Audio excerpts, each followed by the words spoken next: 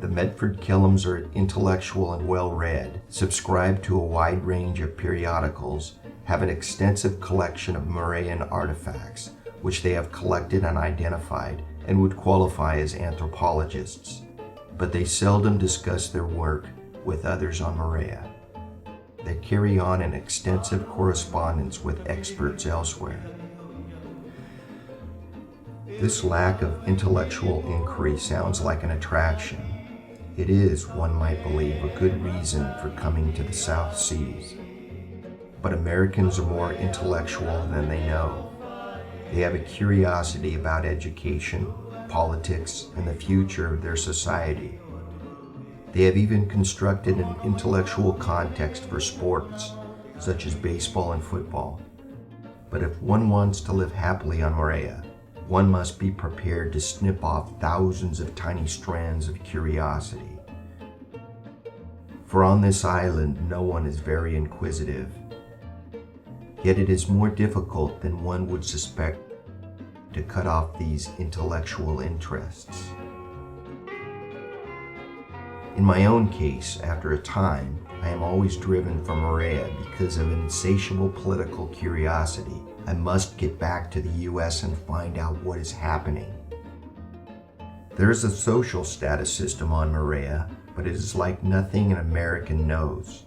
It rests on qualities of patience, ability to dance and sing, to cook well, to be understanding with children. An American's wealth and family position count for nothing on Moorea.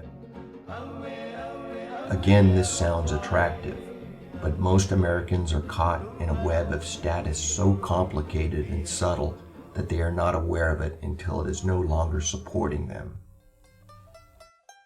I once met a young college graduate who had come to Moorea to escape from bourgeois, conforming, materialistic America. He wanted to live a simple life and to be accepted as an equal. He lasted 4 months. He finally cracked at a tama'ara, a kind of communal feast. He had been drinking too much Algerian red, and when his Vahini mentioned that he had not mastered net throwing for tiny reef fish, he staggered to his feet. "My dad makes $50,000 a year, you damned idiots," he shouted. "He could buy this whole place and all of you." His voice was bitter. He yearned for status with a kind of hysteria.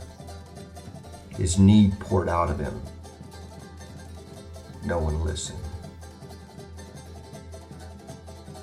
Finally, he staggered off into the night in the direction of the quay. He left Moorea on the next boat. Perhaps the most difficult lesson for the Westerner to learn is that paradise is not the equivalent of relaxation. Our compulsion for work leads us to think that quiet relaxation is highly desirable. But we lack the nerves and temperament for utter relaxation. I have seen Americans on Moorea slowly lose their reason as they attempt to abandon all work to slip into what they consider the South Sea life to be. They never succeed. For good or ill, we have acquired a very high work metabolism. The Westerners who adapt most successfully to Moorea are those who find productive work to do. When they gather at the Ballyhigh in the afternoon for their beer, they are not much different from the workers in an American bar or an English pub. Although they have all showered and have on clean pants and shirts, they are tired. One of the group, Willie Lowgreen, is over 70 and still works a hard, steady day among his coconut palms. There is one last thing that sorely tries the Westerner. That is the Vahini.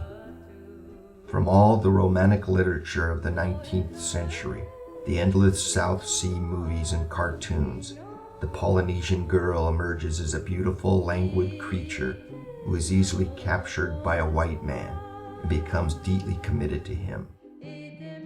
All of this is true except for two things. She is seldom that beautiful, and she is never that committed. It is true that your Vahini will come to the dock or airport and weep as you depart for home. But it is also true that she will be riding behind some other man's motor scooter in a very short time.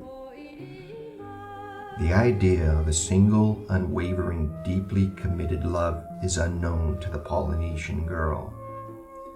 It is a terrible blow to the white man's self-esteem to learn that he is dispensable. His notion of love is that it should be durable, but the Polynesian girl sees him only as one in a series of interesting relationships. She is not a bit dismayed at becoming pregnant and seeing the father of her unborn child depart for Los Angeles. In another context, I once wrote that the Westerner who can live in a Pacific paradise is the one who can endure a natural beauty which is soaring and massive and vivid to the point of disbelief, and a human art which is primitive in body.